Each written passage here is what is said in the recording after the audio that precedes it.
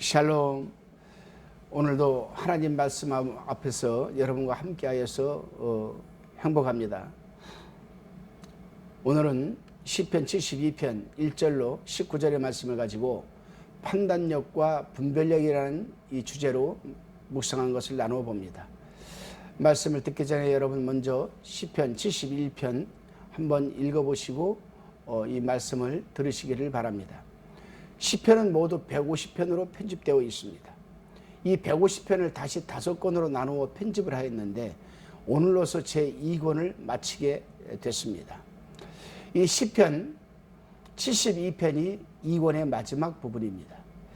이 시편 72편의 제목은 솔로몬의 시라고 기록되어 있습니다. 이 시편은 다윗이 얼마 안 있으면 왕위를 계승할 자기의 아들 이 솔로몬에게 복을 내려달라고 하나님께 드린 중보적 기도인데, 이 기도문을 나중에 솔로몬이 시 형식으로 기록하였기 때문에 솔로몬의 시라고 한 것입니다. 본문 1절로 7절까지의 묵상의 내용입니다. 하나님은 모든 심판의 근원이시며 왕은 이 심판을 행사하기 위하여 하나님께서 세우신 대표자입니다.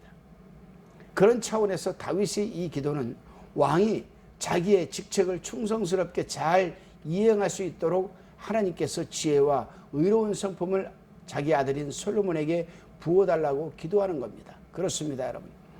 한 나라의 지도자는 무엇보다도 판단력과 분별력이 있어야 합니다. 공의로운 다스림을 펼쳐야 하기 때문입니다. 다시 말하면 공의는 판단력과 이 분별력에 의해서 행해져야 한다는 것입니다.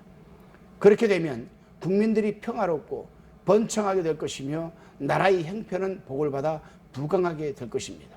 그러나 지도자가 판단력이 부족하고 분별력을 잃게 되면 주위의 말들에 휘말리게 되면서 공의로운 지도력을 펼치지 못하게 되는 겁니다.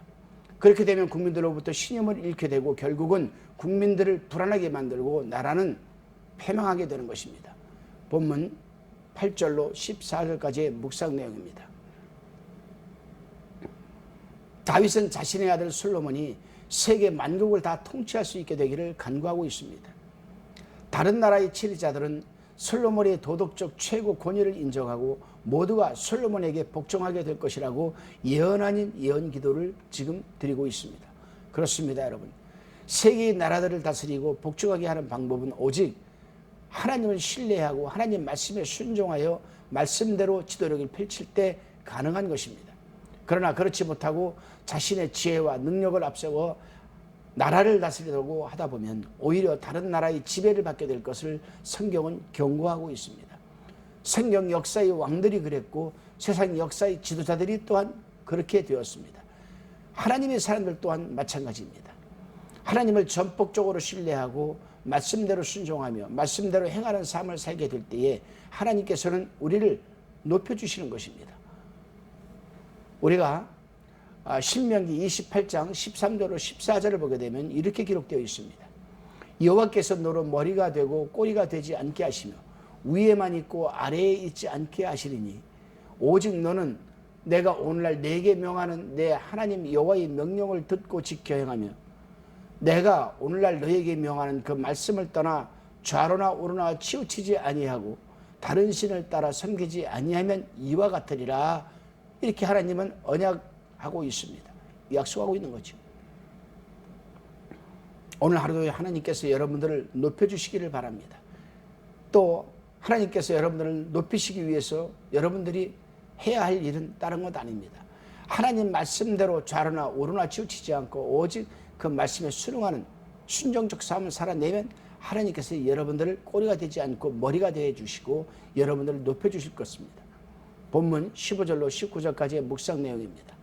다윗은 이제 세 개의 짧은 기도로 끝을 맺습니다. 먼저 자신의 아들 솔로몬을 위해서 축복 기도를 하고 15절에서 다시금 16절에서는 백성을 위해서 축복 기도하고 17절에서는 만왕의 왕의 이름을 영구히 기념하기 위한 기도를 드리고 있습니다. 이렇게 아름다운 중보적 축복 기도를 드리는데 어찌 하나님께서 응답을 해주지 않겠습니까? 이 기도는 응답이 되어 실제 유다 왕국 주변에 있던 스바의 왕, 아라비아 왕들이 예물을 갖고 솔로몬 왕을 섬겼습니다. 이 내용이 열왕기상 10장 13절로 25절에 기록되어 있습니다. 그렇습니다, 여러분. 기도 중에서 중보적 이 축복 기도가 가장 아름답고 하나님께서 응답하시는 지름길인 기도인, 하나님의 사람들은 궁핍하고 가난한 자들을 긍휼히 여기는 마음으로 중보기도를 드리고 악한 자들로부터 약한 자를 보호해달라는 중보기도의 사명을 우리는 잊지 말아야 할 것입니다.